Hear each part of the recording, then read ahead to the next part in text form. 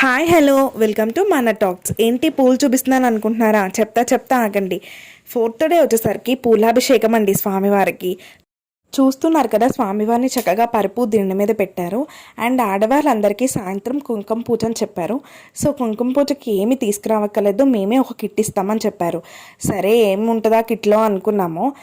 ముందు రోజు అయితే కుంకుమ పూజకి టికెట్స్ ఇచ్చారనమాట. మాకైతే దొరకలేదు. అండ్ మా అత్తగారు మా తోటికోడలు చాలా కష్టపడి సంపాదించారు కుంకుమ పూజ ఎలా అయినా చేసుకోవాలని చెప్పి.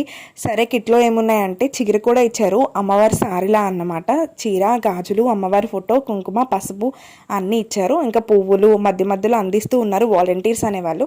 కుంకుమ పూజ అయితే చాలా బాగా జరిగింది. కుంకుమ పూజ అయ్యేసరికి 1.5 అవర్ పట్టింది. తర్వాత పంతులందరూ కలిసి వివిధ రకాలైన పూజలు విగ్రహాలకి జరిపించారు. ఫోర్త్ డే చాలా రకాలైన పూజలు చేశారు. మార్నింగ్ అంతా అభిషేకాలు జరిగాయి. ఈవినింగ్ వచ్చేసరికి కుంకుమ పూజ. ఆ తర్వాత విగ్రహాలకి పూజలు చేశారు. విగ్రహాలకి పూజలు చేసిన తర్వాత అన్ని రకాల పూలతో స్వామివారికి చక్కగా అభిషేకం చేశారు.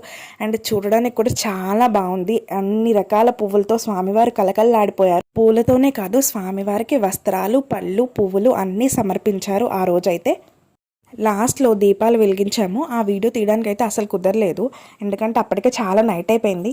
ఎందుకు ఈ వీడియోలు ఇంత క్లియర్గా మెన్షన్ చేసి పెడుతున్నానంటే, అసలు శివాలయానికి వెళ్ళినప్పుడు దండం పెట్టుకుని వచ్చేస్తాం. అసలు దాన్ని ప్రతిష్ఠించిన వెనకాల ఇన్ని అభిషేకాలు ఉంటాయా అని మీరందరూ తెలుసుకోవడం కోసమే ఇంత క్లియర్గా పెడుతున్నాం. సో ఫైనల్లీ ఫిఫ్త్ డే ఏం జరిగిందో నెక్స్ట్ వీడియోలో పెడతాను. మీలో ఎంతమంది శివభక్తులో కమెంట్ చేయండి అండ్ సబ్స్క్రైబ్ అవర్ ఛానల్.